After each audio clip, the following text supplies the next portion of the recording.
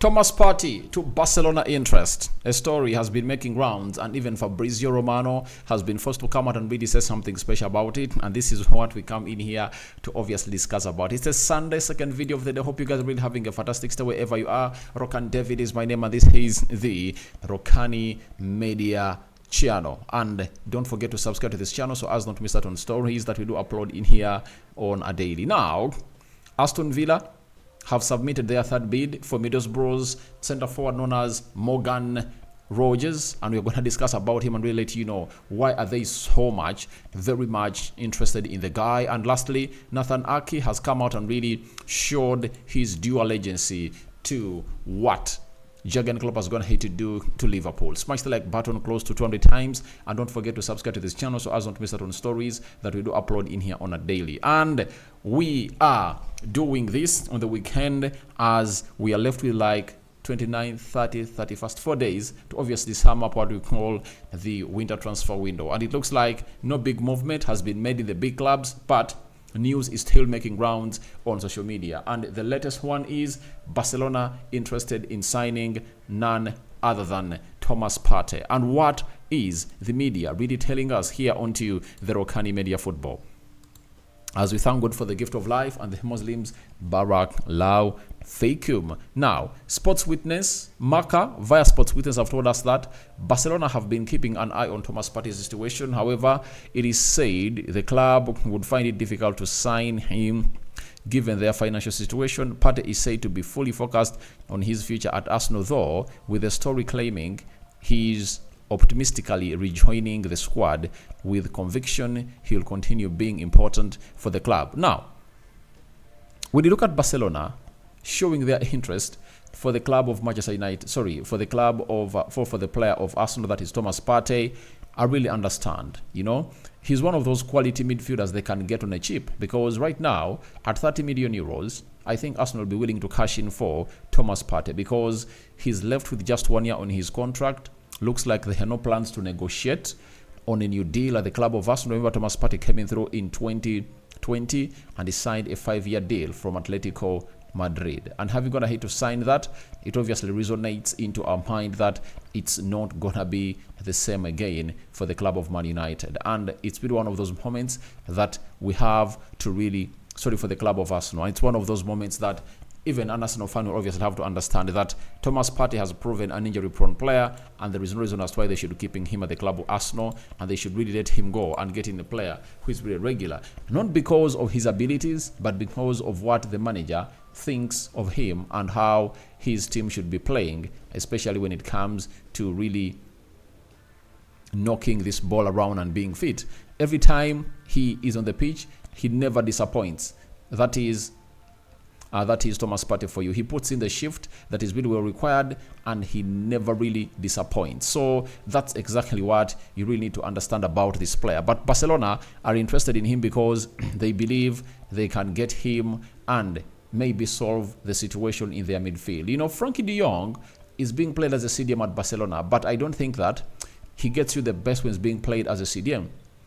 I think you get the best for Frankie de Jong, or from Frankie de Jong, when you play him as a number 8. That is it. Like in a midfield 3, and you're having a sitting CDM. That's why Barcelona wants to hit Arsenal to get in 2 players from their side. That is Jorginho and Thomas Partey. And for Jorginho, I think will be a perfect fit for the side of Barcelona because his quality is really undoubted, and he keeps going on and on and on. That is the guy called Thomas Partey for you, and he never really keeps himself fit, and a lot is being put onto him by Arsenal fans that maybe if at all he has been around, maybe a season would have gone ahead to go on the right way. That is it for Thomas Partey. And I really understand the frustration of Arsenal fans because Thomas Partey is one of the best CDMs in the world on his day, and he provides them what we call a very good additions, especially going forward. But it's never easy for the side of Mikel Arteta. Having one of your best players to obviously be really not in your squad, it's really very, very threatening. But Arsenal fans forget easily. And this is one of the things that you people need to know. One, about Thomas Partey. At the beginning of the season, he showed us, at the beginning of the season, even at the end of last season, Mikel Arteta showed us that he's going to play Thomas Partey as a right back. The moment they shift you from your best position that you've been playing for years and you are shifted to a different position altogether, it shows you that there is really a very huge shift, in the manager's decision and as far as you playing for that club is concerned or in that position. So looks like Thomas Partey won't love it to be not playing in the CDM, because Declan Rice, when he was being brought in, he was promised to be the CDM for the club of Arsenal, and there is no way he is gonna really be played out of position, meaning that Thomas Partey is really gonna be one of those people to sacrifice to obviously take out of the club. Though even Thomas Partey has not gonna hate to do justice to himself by being fit. He needs to be fit, and the moment he is fit, then the rest will come down, and obviously he can fight for his position. But there is no way you're going to compete with a Declan Rice who hasn't missed out on any Premier League game for the club of Arsenal.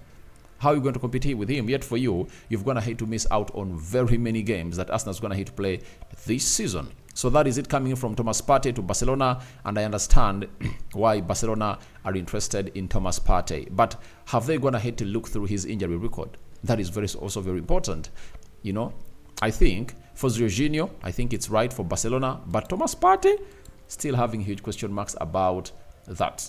Then Fabrizio Romano, after those stories making rounds on social media, Fabrizio Romano has come out and really had the following to say. And he said, despite being reported by some sources in Spain, I'm not aware of anything happening right now with Arsenal midfielder Thomas Partey. Atletico Madrid aren't interested. Real Sociedad are not looking into it now. There is nothing at the moment. Saudi clubs wanted him last June, but Arsenal decided to keep him. So let's wait and see what's going to be the strategy in the next few months. But for January, it looks very quiet. I know they are not looking in for Thomas Partey for the January swap. That is it. Barcelona are only going to sign in what we call a left back, because of the injury that a player called Alejandro Balde is going to hate to get, and that injury is going to keep him out for the rest of the season, meaning that they are looking in for left back. But in the midfield, I think they are willing to obviously see to it that Romeo, Ika Gundogan, Gavi is out until the end of the season. Frank de Jong, they see them out, and Romeo towards the end of the season. But I think this is one of the proposals that are going to hate to be laid onto the table of Barcelona, that they need a player in the names of Thomas Partey. But one will ask, Rokani, Barcelona has going to hate to obviously see their manager Xavi tell them that I'm gonna not be here. I'm not gonna be here for next season, and my season at Barcelona ends on the 30th of June. How come the team is recruiting in players and pointing at them? I would like to tell you that teams with competent boards, like the CEOs, recruitment officers, and so on and so forth, they don't mind about the manager. They don't sign players depending on who the manager is, because they have what we call an already drawn up system that will help them thrive and take them to where they deserve to be as a side of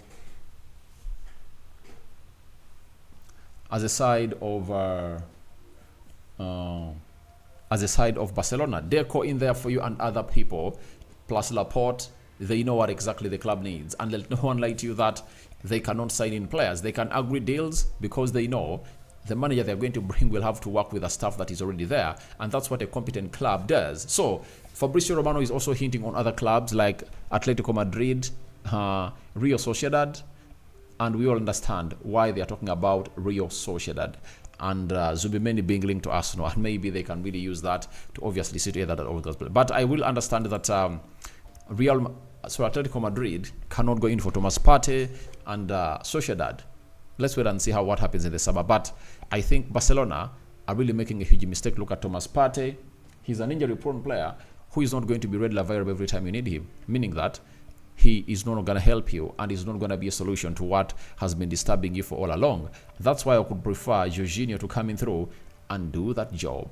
So that is it, coming in through from Thomas Partey, Fabrizio Romano, and linking the guy to Barcelona. Now today, there is a young centre forward who plays for Middlesbrough. If I told you watch that game of Chelsea, he scored against Chelsea in a 6-1 thriller at the Stamford Bridge. That saw Chelsea go into the finals of the Carabao Cup to face Liverpool. And today, having gone ahead to rejected very many bids, today Fabrizio Romano have gone ahead to confirm to us that Aston Villa have just submitted their third bid to Middlesbrough for Morgan Rogers.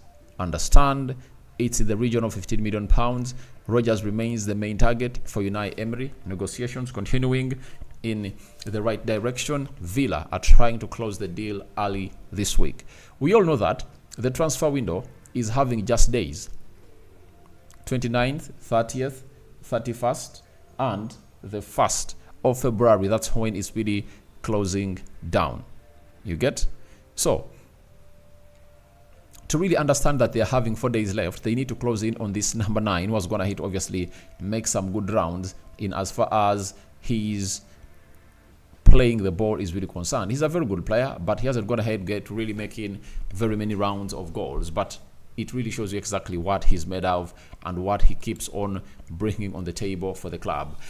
And Peter O'Rourke has gone ahead to let us know that it's believed that Unai Emery immediately instructed the club's recruitment team to pursue Morgan Rogers after he faced Aston Villa in the 3rd round of the FA Cup earlier this month. So, he told them to obviously get this guy in. Why? Because he went ahead to test his potential as they played in the 3rd round. Remember, they knocked out Middlesbrough by 1-0 into that affair, and he was impressed by how this boy, known as Morgan Rogers, goes ahead to do his stuff. And I would love to let you know that certain things are really very, very important to note, that managers like Unai Emery will look into the young talent and really get to know that this guy has a lot of quality. And I've gone ahead to see him.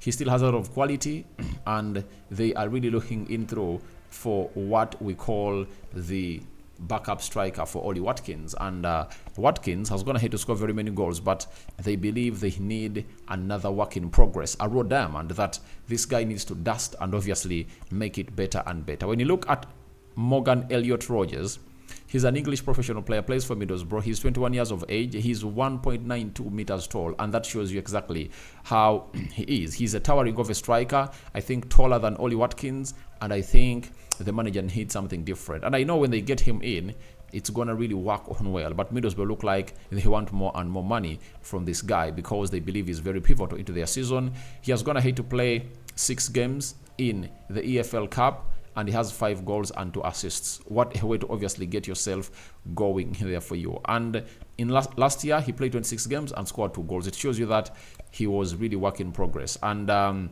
they had just signed him from Blackpool, and he's really a very good player that has gone ahead to come good. So we can't wait to see what decision is going to be made by the side of Middlesbrough, and that is Michael Carrick's side, on whether to really have the guy go or not. Or they are trying to milk out the possible cash from Aston Villa because they believe they're desperate for him, and a team like Aston Villa wouldn't like to go into the summer to compete onto this guy, because on the rate that he's scoring at, that means when he ends the season, we're going to get in like 20 goals, and maybe other competitors will be on the line queuing up to see to it that they get this player. So they want to get it done and dusted now, and I think Middlesbrough will have to really get this player in. Having gone ahead, obviously played just not even a full season for them, he's here to really impress the best. Lastly, let's talk about Nathan Ake. Trust me, in every story today, or that are going to come in the next week,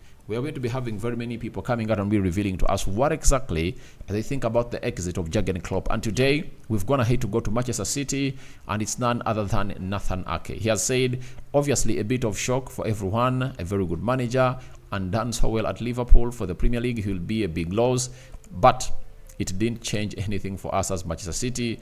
We are just focused on ourselves. So, he's going to be missed because of his style and what has Gone Ahead to offer for the side of Liverpool and the league in general. And he's really that kind of person that has shown us that he can really stay at a club at its helm for a very long time. But Manchester City are not focused on them, they're focused on themselves, and they really want to do the needful. So guys, thank you very much for watching. Tell me your thoughts about Thomas Partey to Barcelona interest. I welcome in the comment section below. Fabinho Romano has Gone Ahead to let us know what he thinks.